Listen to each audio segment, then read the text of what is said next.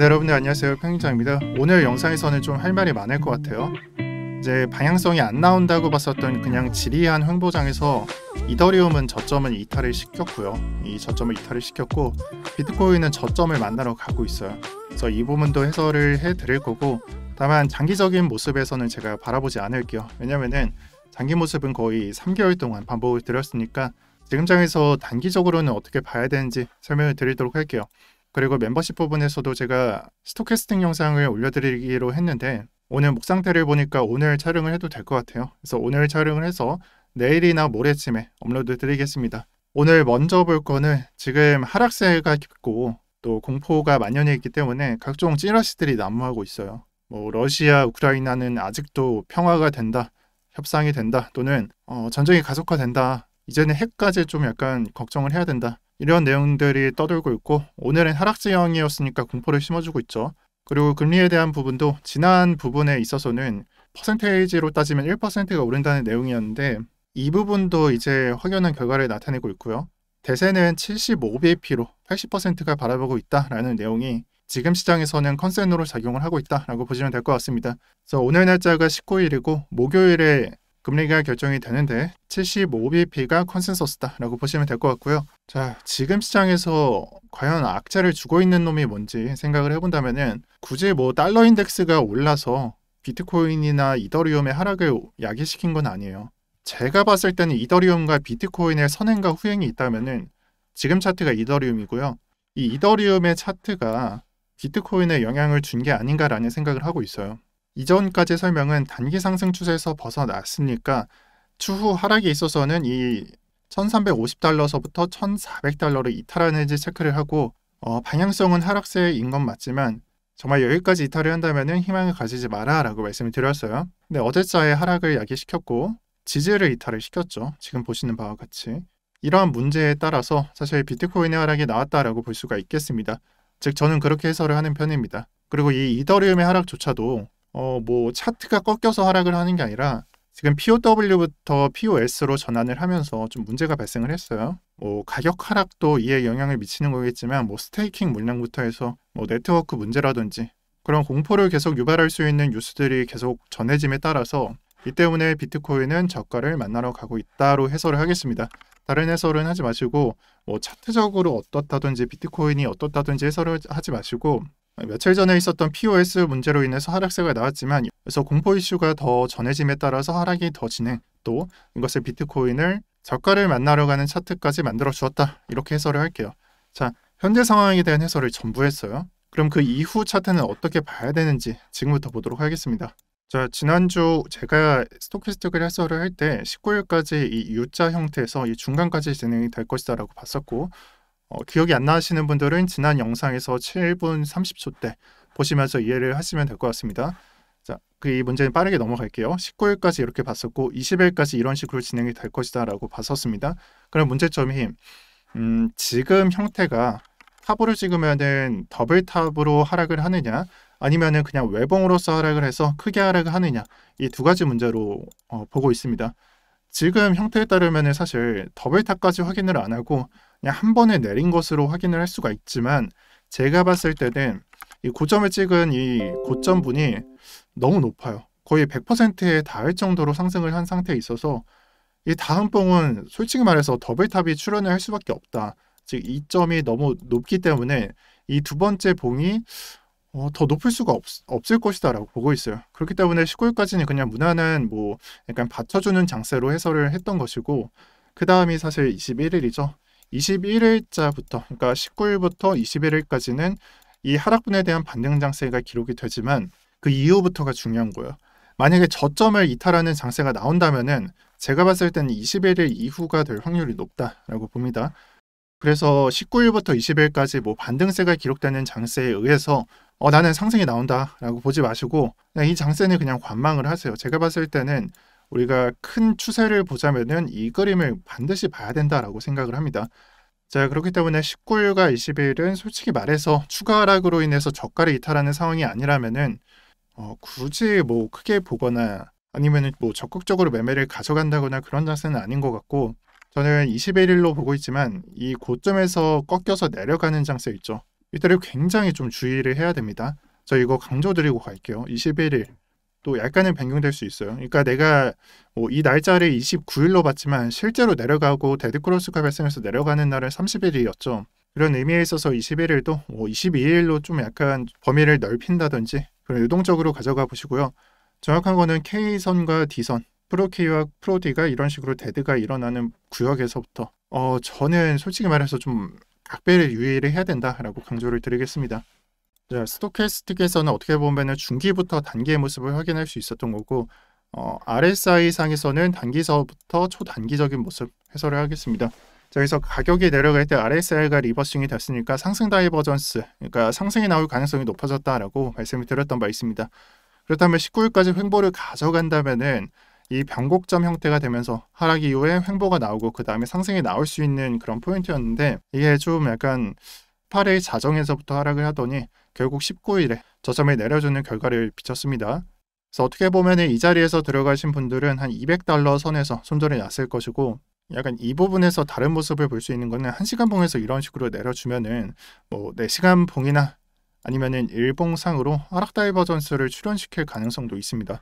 그래서 지금은 오늘의 캔들이 종가를 내려주지 않았지만 향후에 만들어주는 차트가 이 다이버전스를 형성해 줄 수 있는지 한번 체크를 해보시고 이 부분에서도 사실 신뢰성이라는 걸 체크를 하셔야 되는데 하락 다이버전스가 중간에서 형성이 될 때마다 예를 들어서 이 영역에서 노는 게 아니라 만약에 이런 식으로 형성이 됐다면은 정말 괜찮은 차트가 됐었을 겁니다.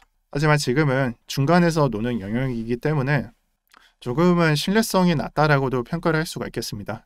그래서 일봉상 상승 다이버전스를 출현해 줄 수 있는지 체크를 하시고 다만 신뢰성이 좀 낮다라고 평가를 하시고요.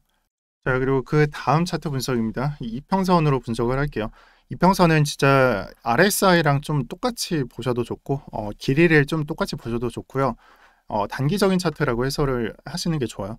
자, 이평선을 설명드릴 때 4시간에서 5, 21선을 봤었고 제가 봤었던 시기가 리플레이로 본다면 한 이 정도 시기였어요. 그래서 지금 이 시기, 지금 차트를 본다면 캔들이 다 나와 있어서 추세선을 긋는다든지 아니면은 앞으로 크로스는 어떻게 본다든지 이런 해설을 할 수가 있었겠지만 제가 과거에 해설을 드릴 때 여기는 추세선으로 해설을 할 수가 없다라고 말씀을 드렸어요. 왜냐하면은 고점이 형성이 되어 있는 게 아니에요.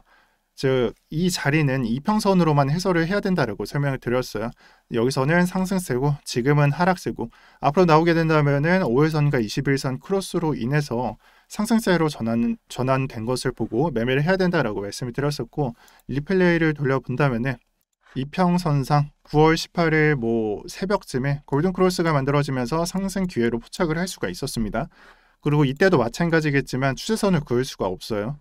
이거는 1시간 봉 아래 15분 봉이나 30분 봉을 보면서 이 선만 그어놓고 매매를 할 수가 있었던 시간입니다. 자, 다시 말해서 지금은 이평선으로 매매를 해야 되니까 지금의 자리로 인해서 5일선과 21선이 크로스가 되면서 골든 크로스로 인해서 변곡점이 아닌가라는 생각을 갖고 매매를 했을 수도 있었던 순간입니다.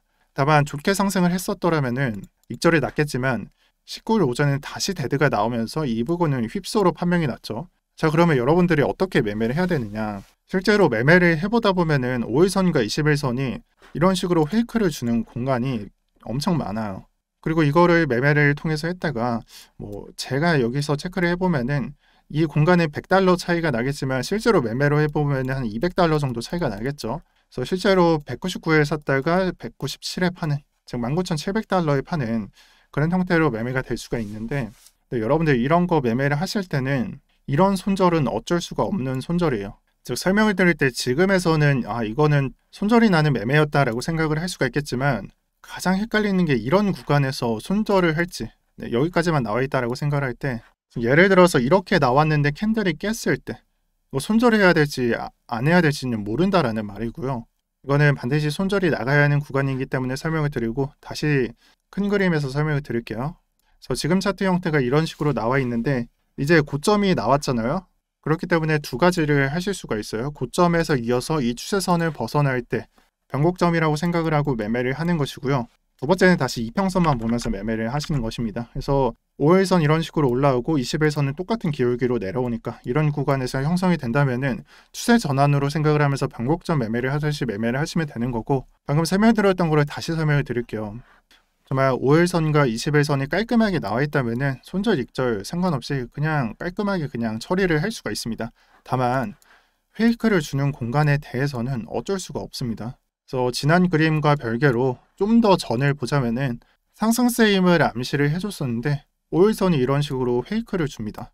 자, 그럼 이거를 어떻게 해설을 해야 될까요? 페이크였다 해설을 하는 게 아니라 이때 매도를 하고 이때 매수를 하는 게 정석이고, 그 다음에 다시 확연하게 이제 매도 자리를 줄 때 이때 매도를 하는 게 정설이에요. 그래서 이 자리에서 만약에 매도에 나섰다면은 어쩔 수 없이 손절을 났겠지만 이후 관망을 하다가 데드크로스가 날 때 매도를 해서 수익을 낼 수 있었던 자리가 되겠죠. 이 자리를 지금 자리라고 해설을 하시면은 그냥 뒤집어 놓은 것과 똑같다라고 해설을 할 수가 있습니다. 그래서 제가 실제로 매매를 할 때도 손절이 많다라고 말을 하지만 손익비를 따져보면은 4에서 5가 나왔다라고 말씀을 드렸었죠. 그거는 이런 게 어쩔 수 없이 동반되기 때문이다라고 설명을 드릴게요. 그래서 초단기적인 모습을 설명을 드릴 때는 이평선을 보고 또 추세선을 보면서 이 자리를 이탈하는지 체크를 하시고요.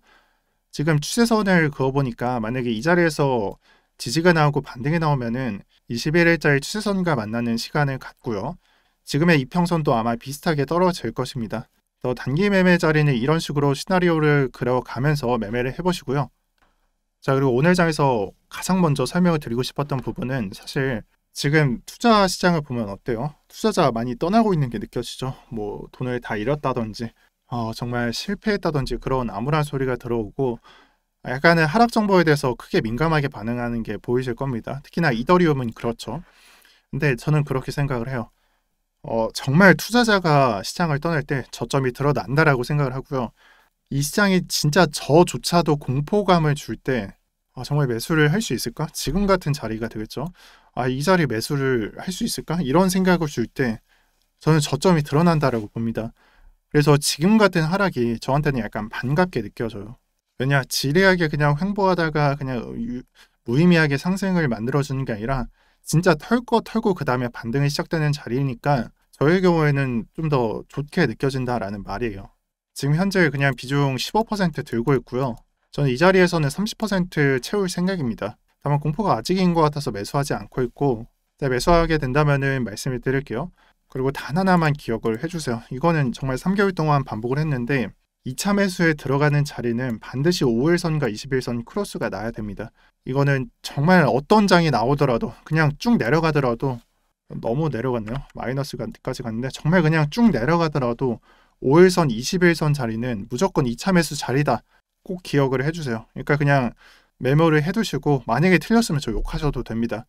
그래서 저 따라 하시는 분들은 그냥 메모하듯이 따라오시고, 그리고 지금 알트코인 들고 계신 분들한테 한 말씀 드리자면은 오늘자 뭐 알고랜드가 상승한다, 코스모스가 상승한다 이런 게 중요한 게 아니라 이더리움이 하락한다. 이걸 반드시 핵심으로 아셔야 됩니다. 이더리움이 뭐죠? 이더리움은 알트코인의 추세를 판가름하는 그런 지표격으로 생각을 하셔야 돼요. 근데 이더리움의 추세가 안 좋다? 전체 알트코인들의 추세가 안 좋을 수 있음을 생각을 하셔야 되고, 오늘 자 카이버 네트워크야 하락을 보면서 야, 카이버 네트워크 들고 있는 사람 진짜 고통스럽겠다라고 생각을 하는 게 아니라 이게 연쇄적으로 일어날 수 있음을 생각을 하셔야 됩니다. 물론 이더리움이 더 하락을 안 하면은 이런 게 안 발생하겠죠. 근데 여기서 좀 더 하락한다라고 봐보세요. 만약에 그런 일이 발생을 한다면은 이 카이버 네트워크가 선행성을 갖는 놈이었고 다른 코인들도 조금은 조심해야 된다. 뭐 이미 발생한 코인들도 있겠지만은 예를 들어서 뭐 버티고 있는 코인들도 있을 거 아니에요. 더 하락을 안 하고 그런 코인들 여러분들 유의하시면서 보셔야 됩니다. 그래서 디센트럴랜드도 무적의 1,000원이 뚫렸고 다들 암울한 그런 장 형태를 갖고 있지만 저는 이더리움 무너질 때만큼은 여러분들께서 주의를 하셔야 된다라고 말씀드릴게요. 저같이 비트코인 들고 있는 게 아니라 특히나 알트코인 들고 있는 사람들은 카이버 네트워크 보면서 정말 유의를 하셔야 되고요. 또 이 장에 따라서 반등이 펼쳐지고 여기서 크게 수익을 내고 이런 분들도 있겠지만 웬만하면은 저는 이번 장에서 알트코인 안 다룬다라고 했으니까 굳이 참여를 하지 않아도 된다. 굳이 참여하지 말아라라고 말씀을 드리겠습니다. 자, 그리고 마지막으로 말씀을 드리겠습니다. 이렇게 사람이 참 좀 간사한 게 원래는 매매 원칙에 따라서 매매 안 하고 그냥 내 감정에 따라서 매매를 하다가 손해를 입을 수밖에 없는 장을 만나면은 매매 원칙을 따르게 됩니다. 즉 추세선을 이탈을 할 때 뭐 매도를 해야 된다든지 그런 것들을 따라서 매매를 하는데 아마 하락이 왔으니까 매매 원칙이 궁금하신 분들이 있을 거예요. 저는 매매 원칙은 제 멤버십에 강의를 올려드리고 있고 제가 설정할 수 있는 그 최저값을 설정을 해드렸어요. 참고를 해보시고요. 기본 강의는 6강으로 구성이 되면 오늘 강의 영상이 올라가면은 절반 정도가 올라간 상태가 될 겁니다. 또 나는 이 내용이 조금 쉽다라고 느껴지신다면은 제가 실전 강의를 올려드리기 전에 이 무료 선물방에 입장을 하셔서 지금 운영을 하고 계시는 선물방 트레이더의 관점을 무료로 받아가시고요. 제발 이런 분들이 지금 장을 어떻게 보고 있는지 설명을 듣고 가시길 바랍니다. 네, 오늘 영상은 여기까지 하겠습니다. 오늘도 평경장이었고요. 이런 어려운 장 속에서도 시청해 주시느라 정말 고생이 많습니다. 저는 상승으로 전환할 때까지는 매일같이 영상을 올려드릴 테니까 제 영상을 보면서 참고할 부분은 참고를 해주시고요. 이제는 약간 강세장의 영상과는 좀 다르게 가려고 합니다. 몇 달 전부터 제가 천천히 바꿔놨지만 이 강세장에서는 뉴스 형태로 제가 영상을 찍었던 반면에 앞으로는 제가 약세장에서 매번 가져갔었던 기술적인 분석을 하면서 매매를 할 예정입니다. 또 영상도 그에 맞게 올려드릴 거고요. 이 부분에서 수준이 안 맞는 부분은 제가 강의를 통해서 좀 해결을 하려고 하고 있고 제 생각이 맞는지는 모르겠지만 저는 하락장에서 뉴스로 이 변동성을 만들어내기에는 거래 대금이 부족하다라고 생각을 하면서 아마 크게 이득을 볼 수 있는 거는 기술적 매매에 의한 수익이라고 판단을 합니다. 그래서 여러분들도 매매를 할 때는 엘리어트로 봐도 되고 아니면 그냥 패턴으로만 봐도 돼요. 캔들로만 봐도 되는데 저의 경우에는 변곡점 매매를 하고 있죠. 즉 이러한 뭐 세 가지를 말씀드렸지만 꼭 하나는 결정을 해서 매매를 해보고 백테스팅을 해보고 반드시 해보시고요. 꼭 실력 성장이 됐으면 좋겠습니다. 저도 그의 의미를 맞추고 있고요. 사설이 좀 길어졌네요. 영상을 여기서 마치겠습니다. 시청 감사합니다.